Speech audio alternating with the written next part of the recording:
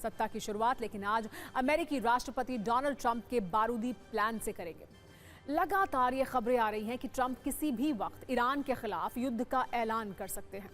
आज या फिर कल यानी इसी वीकेंड दोनों देशों के बीच युद्ध शुरू हो सकता है। पश्चिमी मीडिया और डिफेंस एक्सपर्ट्स ये कह रहे हैं कि अब इस युद्ध को टालना करीब करीब नामुमकिन है।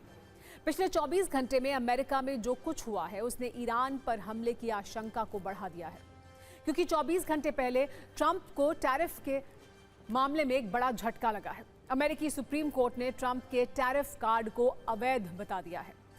हर बात में टैरिफ का जिक्र करने वाले ट्रंप की वैश्विक छवि को इससे बड़ा नुकसान हुआ है। ऐसे में अब अपनी ग्लोबल इमेज बचाने के लिए ट्रंप ईरान पर हमला कर सकते हैं, जिससे अमेरिकी मीडिया और लोगों का ध्यान टैरिफ और दूसरे मुद्दों से हटाया जा सके। ट्रंप को करीब से जानने वाले लोग और उनका पुराना ट्रैक रिकॉर्ड भी कुछ इसी तरफ इशारा करता है। जब जब वो किसी एक मुद्दे पर घिरते हैं, कोई दूसरा फ्रंट खोल देते हैं। इस बार ट्रंप का टारगेट ईरान है। ईरान पर हमले की तैयारी पहले से ही पूरी हो चुकी है। पेंटागन इसके बारे में ट्रंप को जानकारी दे चुका है, क्योंकि अमेरिका ये मानकर चल रहा है कि अब ईरान से समझौता हो पाना मुश्किल है। ऐसे में ट्रंप के सामने सारे वॉर प्लान रखे जा चुके हैं। इनमें एक विकल्प ऐसा भी है जिस पर ट्रंप बहुत गंभीरता से विचार कर रहे हैं। बताया जा रहा है कि अमेरिका सीधे सुप्रीम लीडर खामेनेई और उनके बेटे मुश्तबा को निशाना बनाने की कोशिश कर सकता है। अमेरिका ये मान रहा है कि सारे मकसद तभी पूरे होंगे जब खामेनेई शासन का अंत हो जाएगा। अमेरिकी मीडिया आउटलेट एक्सियोस ने ट्रंप प्रशासन के वरिष्ठ सलाहकार के हवाले से जानकारी दी है, जिनके मुताबिक ट्रंप के पास हर परिस्थिति के लिए एक विकल्प मौजूद है। अब वो ईरान के खिलाफ कौन सा विकल्प चुनते हैं ये उनकी इच्छा पर निर्भर है। एक विकल्प ये है कि समझौते के लिए ईरान के फाइनल प्रस्ताव का 2 दिन और इंतजार किया जाए। दूसरा विकल्प ये है कि प्रस्ताव से पहले दबाव बनाने के लिए वीकेंड स्ट्राइक का ऑर्डर दिया जाए। इसके अलावा बंकर बस्टर बॉम्ब से परमाणु ठिकानों पर हमले का विकल्प भी है। एक विकल्प खामेनेई और उनके बेटे पर सीधा अटैक करने का है। आखिरी विकल्प यह है कि ईरान के खिलाफ फुल स्केल वॉर का ऐलान किया जाए।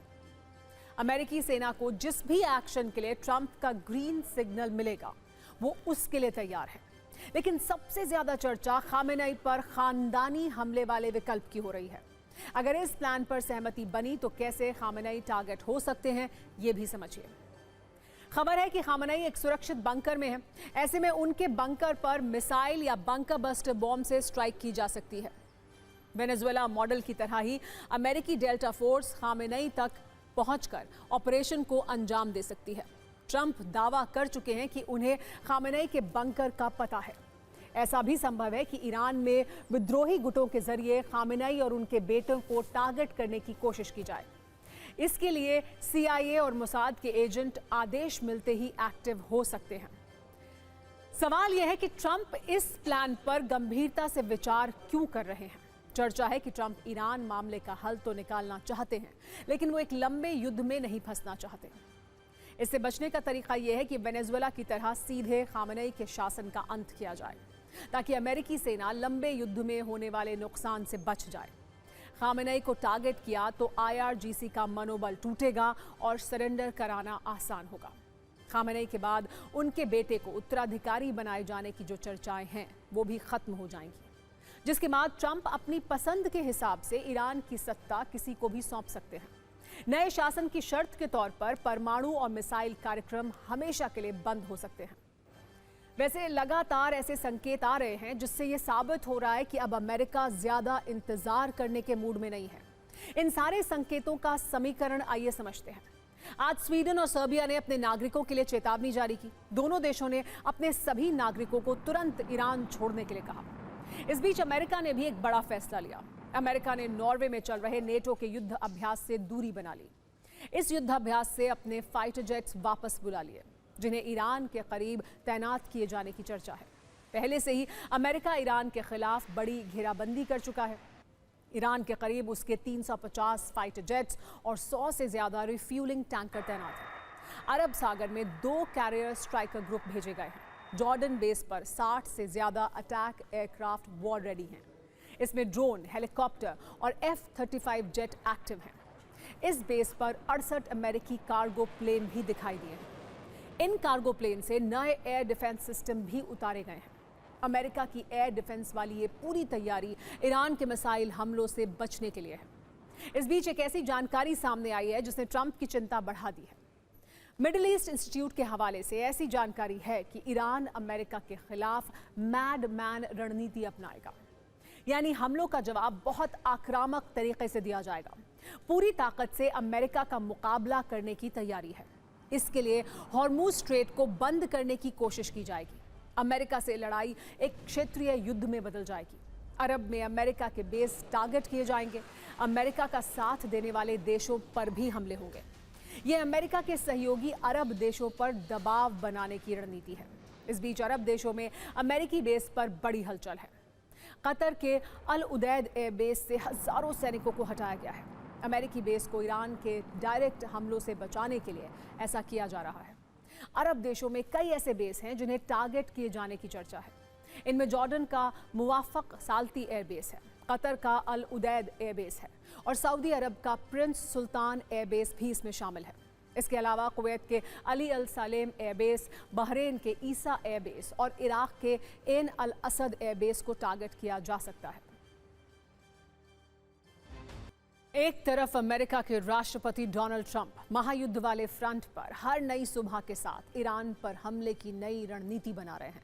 खामनेई के खानदान को खत्म करने की सीधी चुनौती दे रहे हैं।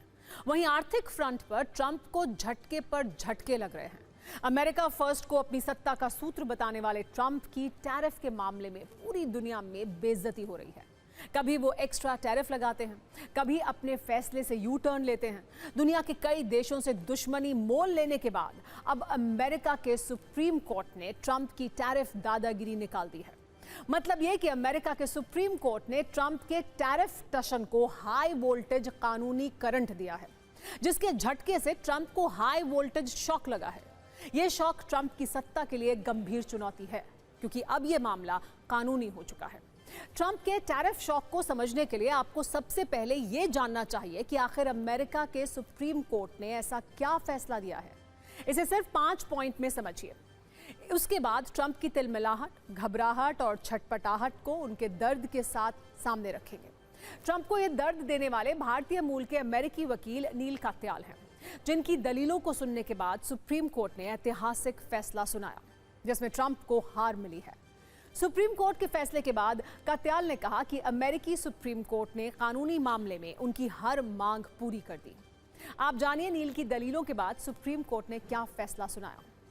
अमेरिकी सुप्रीम कोर्ट ने ट्रंप सरकार की ओर से दुनिया के अलग अलग देशों पर लगाए गए ग्लोबल टैरिफ को रद्द कर दिया है।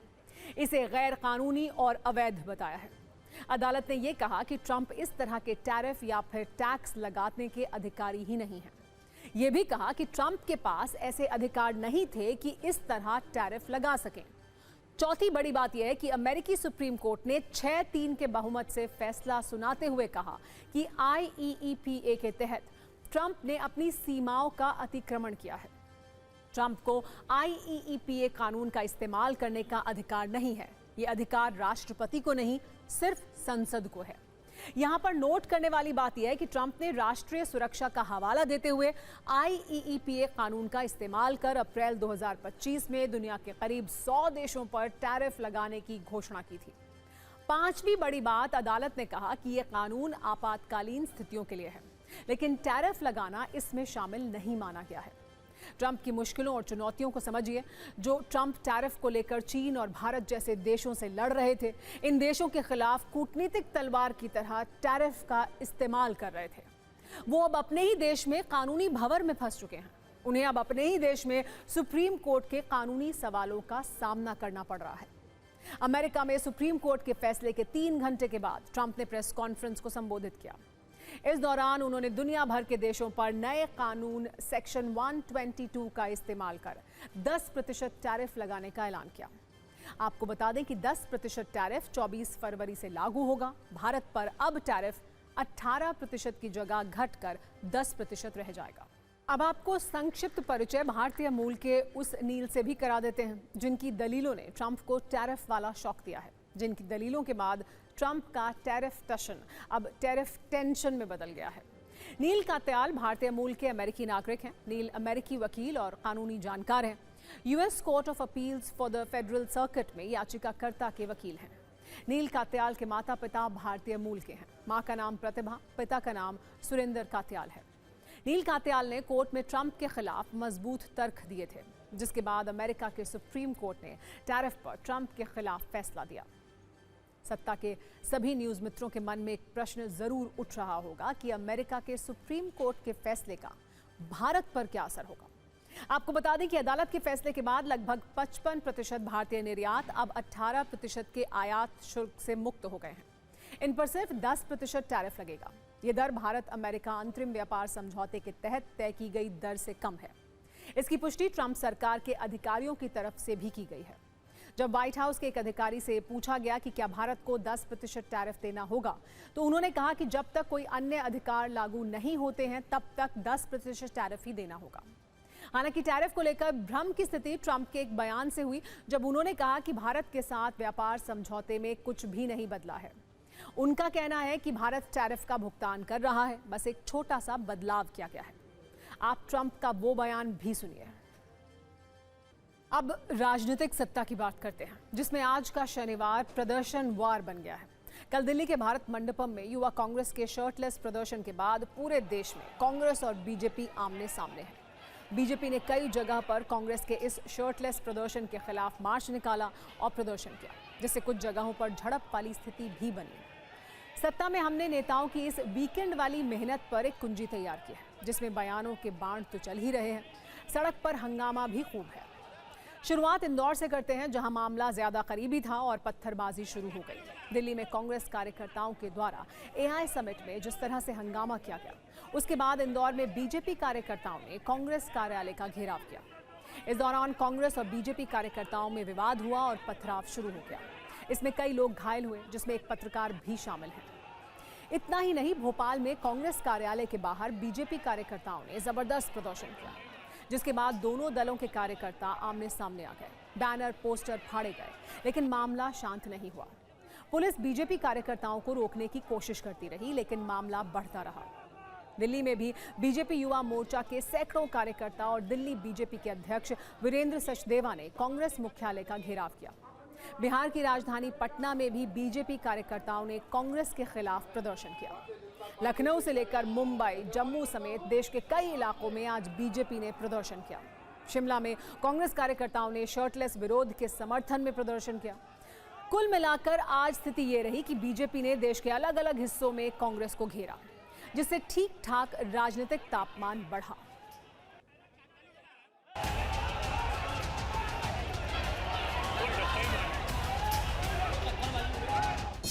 आप इंदौर से कांग्रेस कार्यालय के बाहर की देख सकते हैं। यहाँ पर बीजेपी कार्यकर्ता जब आए तो कांग्रेस कार्यकर्ता के द्वारा उग्र प्रदर्शन किया गया। यहाँ पर पत्थरबाजी भी हो गई है। आप देख सकते हैं लगातार यहाँ पर पत्थरबाजी दोनों पार्टी कार्यकर्ताओं के द्वारा की जा रही है। कांग्रेस कार्यालय के बाहर बीजेपी और कांग्रेस के कार्यकर्ताओं में आपस में भिड़ंत देखने को मिल रही है। इधर तस्वीरें हम आपको दिखाते हैं। ये तस्वीरें देखिए, जब दोनों कार्यकर्ता आपस में पुलिस बीच बचाव करने की कोशिश कर रही है। बीजेपी के कार्यकर्ता कांग्रेस कार्यालय के अंदर जाने की कोशिश कर रहे हैं। अब पुलिस भी यहाँ पर आई है और तस्वीरें आप देखिए, यहाँ पर पुलिस के द्वारा भी इन कार्यकर्ताओं को खदेड़ने का पूरा प्रयास किया जा रहा है, पूरी कोशिश की जा रही है। देख रहे हैं, ये देखिए तस्वीरें आप। शादी की तरफ आप देखेंगे, वहाँ पुलिस ने बैरिकेडिंग की हुई है, लेकिन उस पर भी जो तमाम कार्यकर्ता हैं वो चढ़ गए हैं और जमकर वहाँ पर नारेबाजी फिलहाल की जा रही है। अगर आप देश का विरोध कर रहे हैं, एआई समिट भारतीय राष्ट्र का सम्मेलन था, किसी पॉलिटिकल पार्टी का सम्मेलन नहीं था। पूरे विश्व के प्रतिनिधि वहाँ थे। और अगर इस तरह की घटना राहुल गांधी उसके किराए के गुंडे करते हैं तो आप सीधा सीधा राष्ट्र के खिलाफ काम कर रहे हो। लेकिन आप देश का विरोध करेंगे तो आपको इस देश में रहने का अधिकार नहीं। ये बहुत बड़ी साजिश है, देशद्रोह है, गद्दारी है। इस इंटेलेक्चुअल टेररिज्म से हमें सावधान रहना है और ऐसे भाड़े के गुंडों को सजा भी मिलनी चाहिए।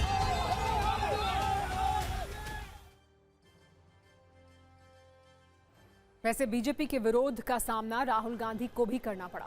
मुंबई के मुलुंड में बीजेपी कार्यकर्ताओं ने राहुल गांधी के काफिले को काले झंडे दिखाए। लोकसभा में नेता विपक्ष राहुल गांधी 2014 के आरएसएस मानहानि मामले में भिवंडी के अतिरिक्त सत्र न्यायालय में पेश होने के लिए मुंबई पहुंचे थे, जिसमें राहुल गांधी का काफिला गुजरने के दौरान बीजेपी कार्यकर्ता हाथों में राहुल गांधी के पोस्टर लेकर और काला झंडा लेकर विरोध करते नजर आ रहे हैं। इस दौरान राहुल गांधी के काफिले को देखकर के खिलाफ नारेबाजी भी की गई। आपको बता दें कि ये मामला 2014 का है, जब लोकसभा चुनाव के प्रचार के दौरान राहुल गांधी ने संघ पर महात्मा गांधी की हत्या का आरोप लगाया था, जिस पर संघ से जुड़े राजेश कुंटे ने राहुल गांधी के खिलाफ मानहानि का मुकदमा दायर कर दिया था। वैसे मामला सिर्फ विरोध प्रदर्शन तक नहीं रहा। कांग्रेस को बीजेपी के अलावा भी कई ऐसे राजनीतिक दलों का विरोध करना पड़ा जो केंद्र में बीजेपी के खिलाफ है। बीएसपी चीफ मायावती ने सोशल मीडिया पर कांग्रेस की आलोचना करते हुए लिखा कि अगर ये सम्मेलन अंतर्राष्ट्रीय स्तर का नहीं होता तो अलग बात थी, लेकिन समिट के दौरान ऐसा आचरण करना ये चिंता की बात है। यानी अपने देश की गरिमा तथा इमेज को ना बिगाड़ा जाए तो ये उचित होगा। मायावती को यूथ कांग्रेस ने जवाब दिया और लिखा कि बहन जी, आपकी मजबूरी हम जानते हैं, आपको जेल से ज्यादा महल पसंद है। आप बीजेपी के लिए बैटिंग जारी रखिए, देश के लिए हम लड़ लेंगे। इस तरह से वाईएसआर कांग्रेस के नेता और आंध्र प्रदेश के पूर्व मुख्यमंत्री वाईएस जगन रेड्डी ने कांग्रेस के शर्टलेस प्रदर्शन की आलोचना की। उन्होंने कहा, कल एआई समिट में यूथ कांग्रेस ने हम सबको शर्मिंदा कर दिया। किसी को भी हमारे देश को नीचा नहीं दिखाना चाहिए। हमारे राजनीतिक मतभेद चाहे जो भी हो, हमें हमेशा दुनिया के सामने एक साथ रहना चाहिए। वहीं बीआरएस प्रमुख केटी रामाराव ने भी इस प्रदर्शन पर निराशा जताई। उन्होंने कहा कि ये बहुत बुरा है। विरोध के लिए एआई समिट का इस्तेमाल करने से हमारे महान देश भारत की इंटरनेशनल लेवल पर खराब इमेज बनेगी। हालांकि इन आलोचनाओं से इतर कांग्रेस शर्टलेस प्रदर्शन करने वाले यूथ कांग्रेस के कार्यकर्ताओं को युवाओं की आवाज बता रहे हैं। सोशल मीडिया पोस्टर बनाकर लिखे जा रहा है कि देश के युवा देश के साथ हैं।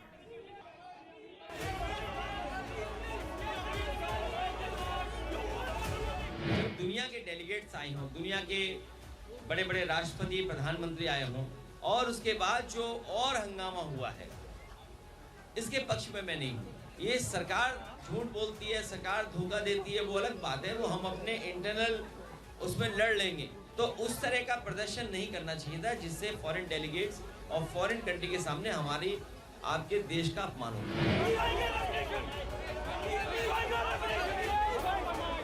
क्योंकि उन्होंने अपने आप को नंगा नहीं किया, उन्होंने पूरे देश को दुनिया के सामने नंगा करने की कोशिश की है।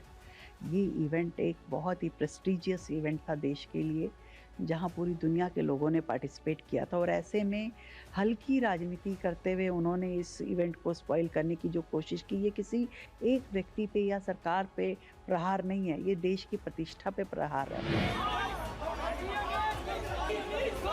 हिंदुस्तान का युवा अगर हिंदुस्तान के खिलाफ ये सरकार साजिश करेगी, षड्यंत्र करेगी, हिंदुस्तान के विरोध में काम करेगी, हिंदुस्तान का युवा वैसे ही आवाज उठाएगा जैसे कल युवा कांग्रेस ने उठाई है। युवा कांग्रेस ने वो किया और हम हर जगह ये करेंगे अगर आपने राष्ट्र विरोधी काम किए। उन्होंने कोई गलत काम नहीं किया, मैं तो सराहना करती हूँ और उनके साथ खड़ी हूँ।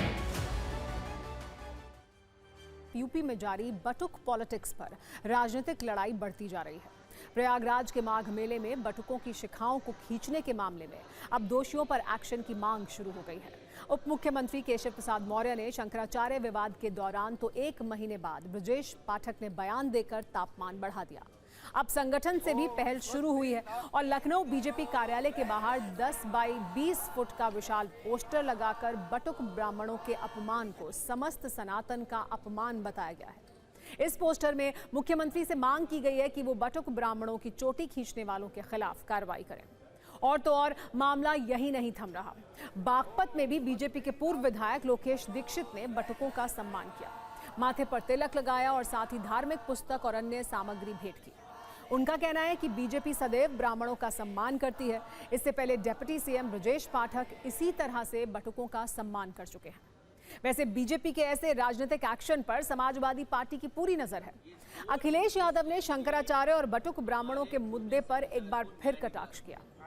उन्होंने कहा है कि दो डिप्टी सीएम मिलकर भी शंकराचार्य और बटुकों को न्याय नहीं दिलवा पा रहे हैं। उन्हें सदन में बोलना चाहिए था, लेकिन घबराते हैं।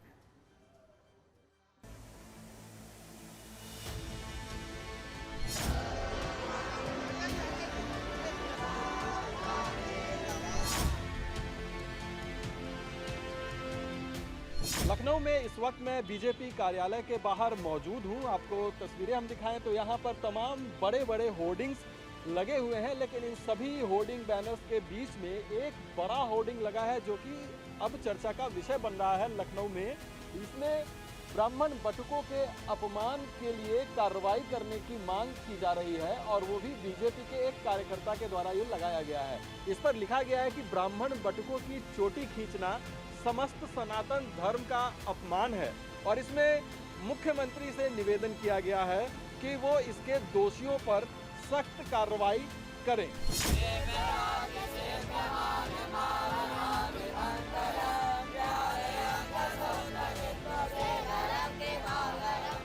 असलियत ये है कि हम हमेशा ही बटुकों का सम्मान करते हैं, ब्राह्मणों का सम्मान करते हैं और ये जो विद्यार्थी हैं एक तरह से हमारे लिए ये भगवान हैं, पूजनीय हैं और श्रद्धामान हैं। हम और हमारी पार्टी धर्म के प्रति शुरू से ही जागरूक है और आगे भी रहेगी। ये 2 डिप्टी सीएम भी हमारे पूजनीय शंकराचार्य को न्याय नहीं दिला सकते, आने वाले 2027 इनका सम्मान नहीं बचा सकते।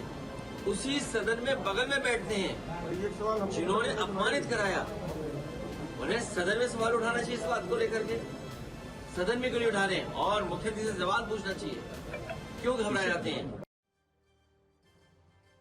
आगे बढ़ते हैं और इंफ्रास्ट्रक्चर की सत्ता की बात करते हैं, जिसके लिए कल का दिन काफी महत्वपूर्ण होने वाला है। कल यानी 22 फरवरी 2026 को भारत में Delhi Ghaziabad Meerut rapid rail corridor पूरी तरह से आम जनता के लिए शुरू हो जाएगा। प्रधानमंत्री नरेंद्र मोदी इस 82 किलोमीटर लंबे कॉरिडोर का उद्घाटन करेंगे, जिसमें दिल्ली के सराय काले खां से लेकर मेरठ के मोदीपुरम तक की पूरी लाइन शामिल है। इससे दिल्ली से मेरठ का सफर केवल लगभग 55 से 58 मिनट में पूरा हो सकेगा, जबकि सराय काले खां से गाजियाबाद की दूरी सिर्फ 15 मिनट में तय होगी।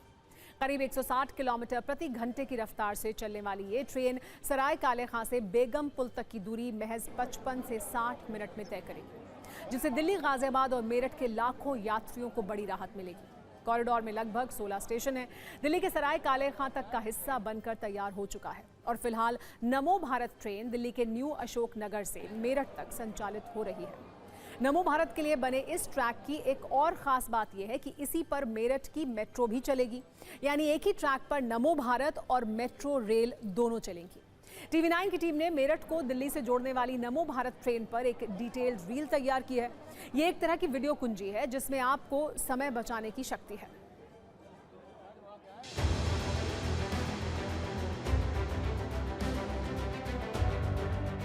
नमो मेट्रो की बात करें तो ये मेट्रो अब चलने को तैयार है और ये निकलेगी दिल्ली के सराय काले खां से और पहुंचेगी मेरठ। अगर सुविधाओं की बात करें तो सबसे पहले एक जो पहला कोच होगा वो एग्जीक्यूटिव लाउंज है। इसमें ये एग्जीक्यूटिव कोच है और यहाँ आने के लिए आपको अलग से टिकट भी लेना पड़ेगा। एग्जीक्यूटिव लाउंज में टिकट का जो वेरिफिकेशन है वो QR कोड से होगा और इस जगह पे होगा। एग्जीक्यूटिव लाउंज से आप अंदर जा सकते हैं। इसके साथ नॉर्मल टिकट महिलाओं के लिए भी जो पहला डब्बा है वो महिलाओं के लिए आरक्षित होगा। अगर इस ट्रेन के गति सीमा की बात करें तो लगभग 160 किलोमीटर प्रति घंटे की रफ्तार से ये चलेगी और ऑल वेदर ट्रेन है जिसको कि बनाया गया है। तो नमो मेट्रो की शुरुआत हो गई है और अभी ठीक 12 बज रहे हैं। मैं अपनी घड़ी में दिखाना चाहूँगा आपको कि 12 बज रहे हैं और हम ये देखना चाहते हैं कि आखिरकार कितने देर में आप इस मेट्रो से मेरठ पहुँचते हैं। हूटर बज चुका है, यानी सत्ता में आज का वक्त खत्म हो गया है। कल शाम 7 बजे आपसे एक बार फिर मुलाकात होगी। तब तक सभी न्यूज़ मित्रों से मेरी गुजारिश है कि वो सत्ता की न्यूज़ रील्स को ज़्यादा से ज़्यादा शेयर करें और फिलहाल मुझे दें इजाज़त।